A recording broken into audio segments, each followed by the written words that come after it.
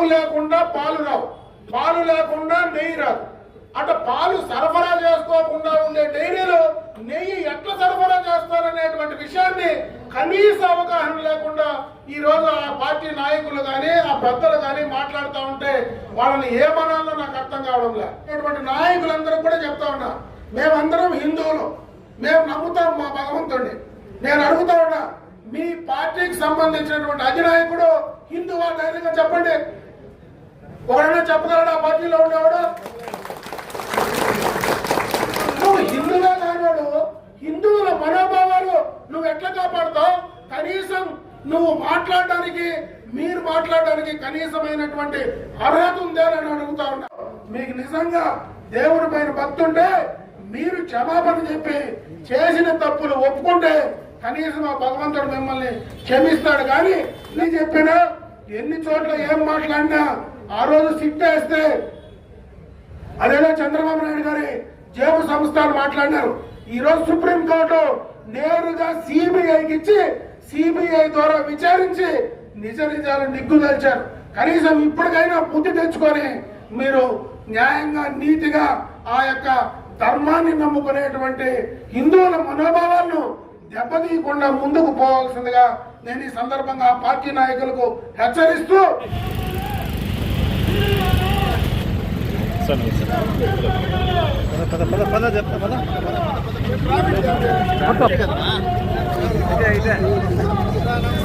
నమస్కారం.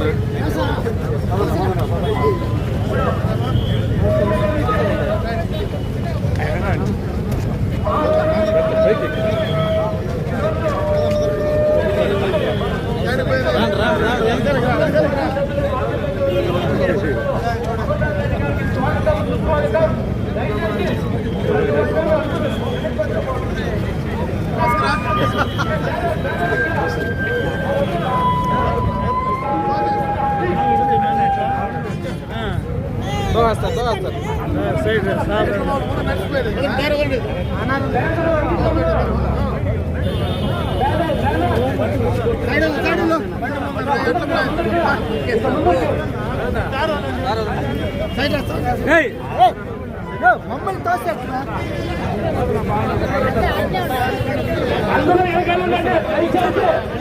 క్రమశిక్షణ పాటిస్తూ గదిలో కోరుతున్నాము. క్రమశిక్షణ ప్లీజ్.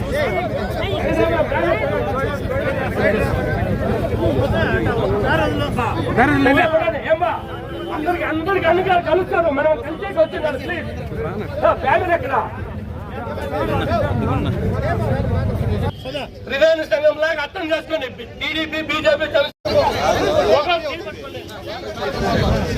కనమల్లా ఇష్టం చూడండి ఉండండి.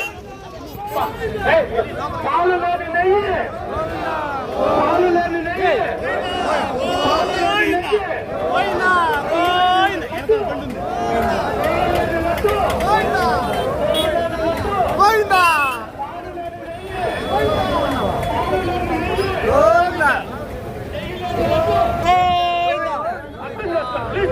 అందరూ వస్తారు. మీడియా కవరేజ్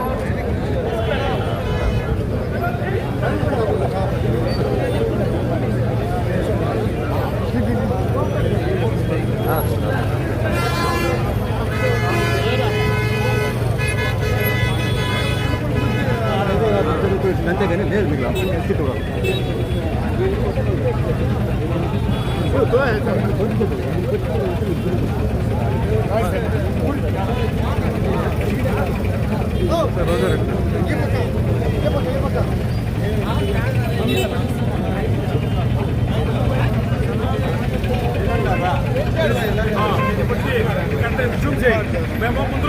కార్యక్రమం ఇచ్చేసిన మాజీ మంత్రివర్గ అమరన్న గారికి, అలానే ఇక్కడ వచ్చేసిన కూటమి నాయకులు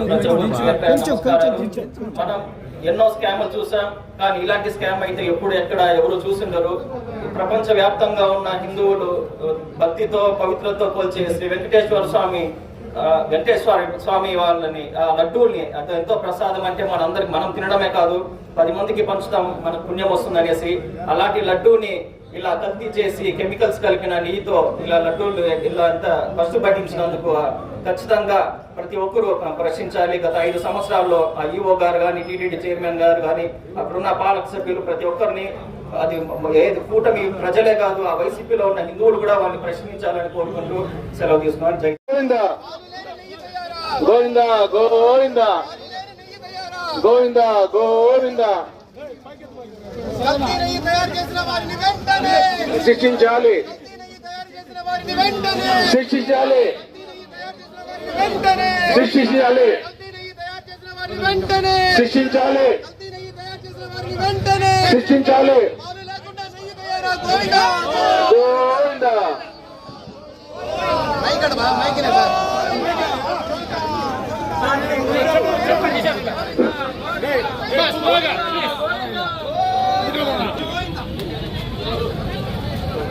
పాలు లేకుండా నెయ్యి తయారా, పాలు లేకుండా నెయ్యి తయారా, పాలు లేకుండా నెయ్యి తయారా. కల్తీ నెయ్యి తయారు చేసిన వారిని వెంటనే, కల్తీ నెయ్యి తయారు చేసిన వారిని వెంటనే, కల్తీ నెయ్యి తయారు చేసిన వారిని వెంటనే. పాలు లేకుండా నెయ్యి తయారు, పాలు లేకుండా నెయ్యి తయారా, పాలు లేకుండా నెయ్యి తయారా.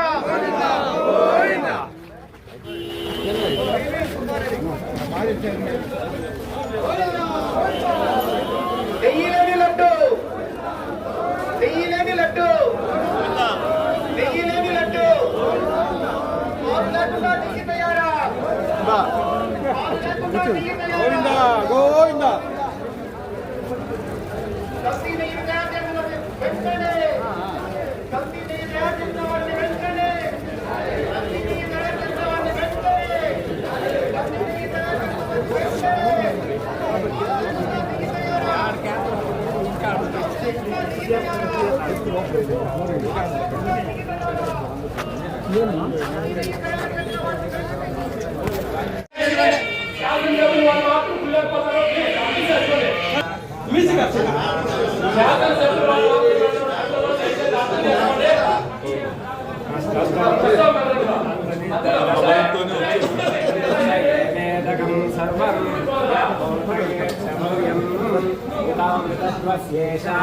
దిగమంటే దిగల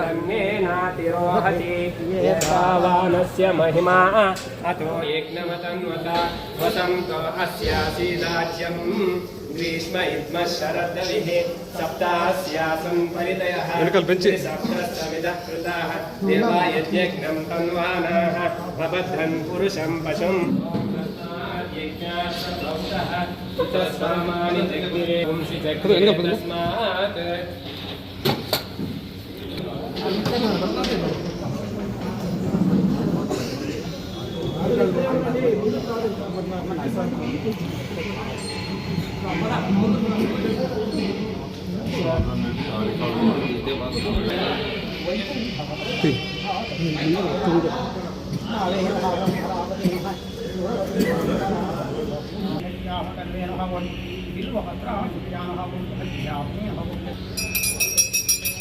ఏడుకొండలవాడ వెంకటరమణ గోవింద గోవింద గోవింద గోవింద గోవింద గోవింద గోవింద గోవింద.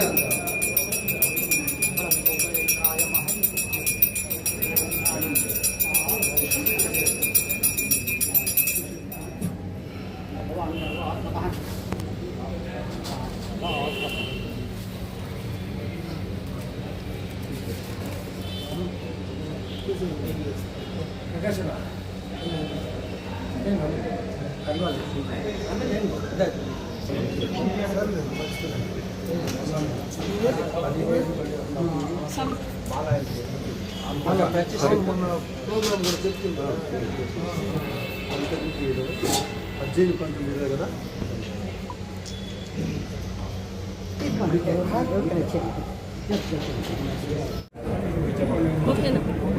ఇంకా దీన్ని ఇయ్యాలి పడతాను. Please silent please. ఓం నమో వెంకటేశాయ. ప్రపంచంలోనే అతి ఎక్కువ మంది నమ్మేటువంటి దైవం, అతి ఎక్కువ మంది భక్తులు ఉండేటువంటి ఒక భగవంతుని సన్నిధిలో గడచిన ప్రభుత్వం ఏర్పడిన తర్వాత జరిగినటువంటి పాపాలు మనమందరం కూడా ముఖ్యంగా ఏ గుడికి పోయినా ఆ గుడిలో ఇచ్చేటువంటి ప్రసాదాన్ని దైవంగా భావించి ఆ ప్రసాదాన్ని మనం స్వీకరిస్తాం. అటువంటిది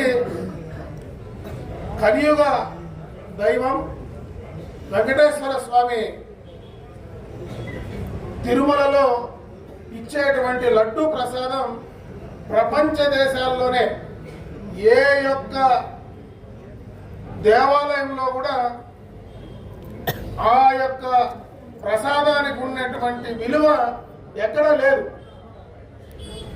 దేశంలో నలుమూలలకు పోయినా, ప్రపంచంలో ఏ ప్రాంతానికి పోయినా తిరుమల లడ్డు కానీ మన చేతిలో తీసుకొని పోతే భగవంతుని చూసినట్టు ఆ దేవుని వద్ద రాలేకపోయినా ఆ ప్రసాదాన్ని తీసుకొని దైవంగా భావించి ఆ ప్రసాదాన్ని తీసుకునేటువంటి సందర్భాన్ని ఒకసారి గుర్తు చేస్తా ఉన్నా. అయితే అటువంటి మహాప్రసాదానికి మహా అపచారం జరిగినటువంటి సందర్భాన్ని ఒకసారి ఈ రాష్ట్ర ప్రజలందరూ కూడా తెలుసుకోవాల్సినటువంటి అవసరం ఉంది. ఎందుకంటే గతంలో 2019లో ప్రభుత్వం వైసీపీ ప్రభుత్వం అధికారంలోకి వచ్చిన తర్వాత అంత మునుపు అధికారంలో ఉన్నటువంటి చంద్రబాబు నాయుడు గారి నాయకత్వంలో అప్పటి టీటీడీ బోర్డు ఈ యొక్క తిరుమలకు సంబంధించినటువంటి నెయ్యి విషయం పైన బోర్డులో రెజల్యూషన్ తీసుకున్నారు. ఆ రెజల్యూషన్ పరంగా ఆనాడు ఒక ఏ సంస్థ కానీ భారతదేశంలో ఏ యొక్క సంస్థ కానీ ఆ యొక్క నెయ్యిని సరఫరా చేసేటువంటి సంస్థలకు కొన్ని ఆంక్షలు విధించారు.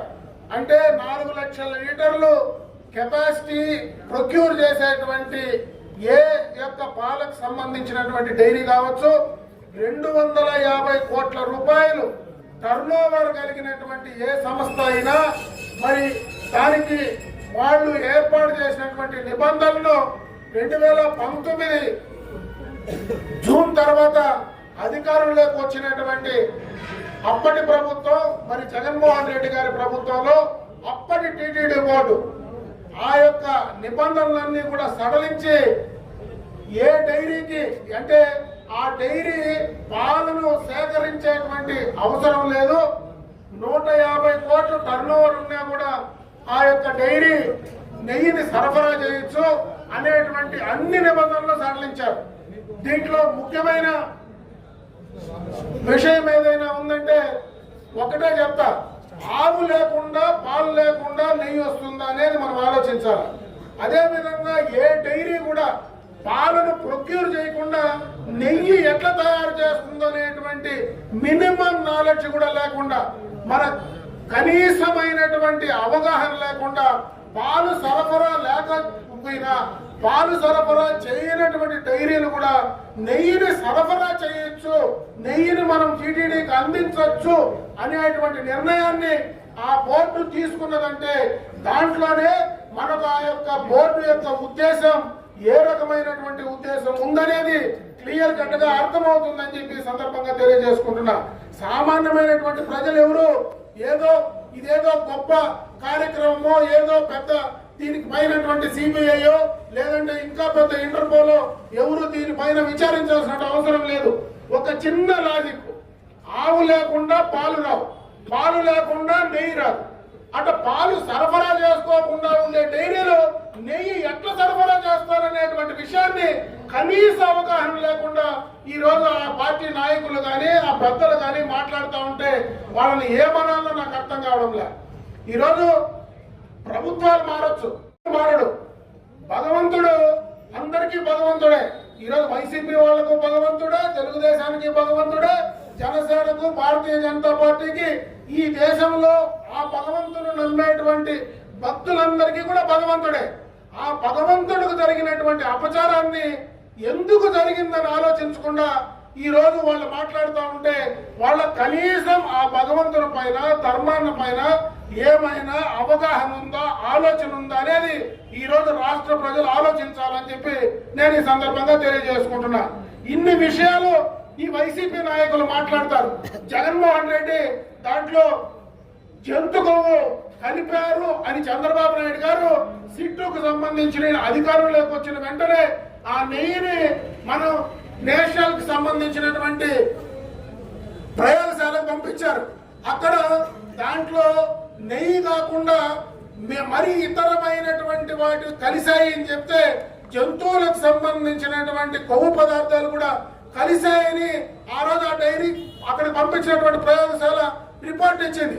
ఈ రోజు ఆ జంతువులకు సంబంధించినటువంటి అవేమి ఆనవాళ్ళు లేవని చెప్పి ఈ రోజు సిబిఐ గాని ఇప్పుడు దానికి సంబంధించినటువంటి విచారణ సంస్థలు ఏవైతే చెప్తా ఉన్నాయో అవి చెప్తా ఉంటే దానికి ఈ రోజు వైవి సుబ్బారెడ్డి గారు మాట్లాడుతూ ఉన్నారు.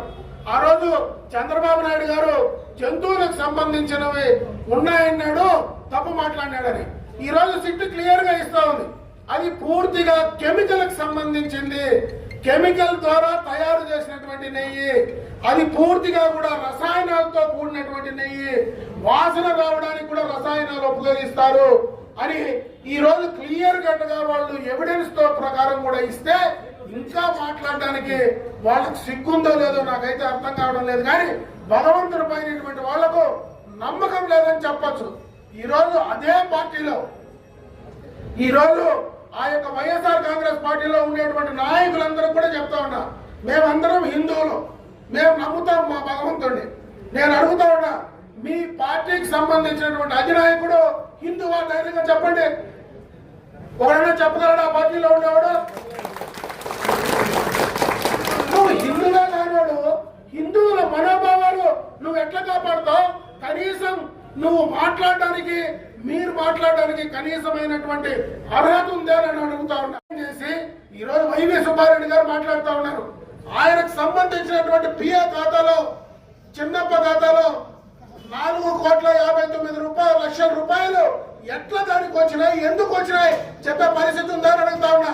మీకేమీ సంబంధం లేకపోతే, ఆ నెయ్యి సరఫరా చేసినటువంటి ఆ ఏజెన్సీలకు సరఫరా లేకపోతే ఆ డబ్బులు మీకు ఎందుకు వచ్చాయి అనే దానిపైన చెప్పాల్సినటువంటి బాధ్యత లేదని అడుగుతా ఉన్నా.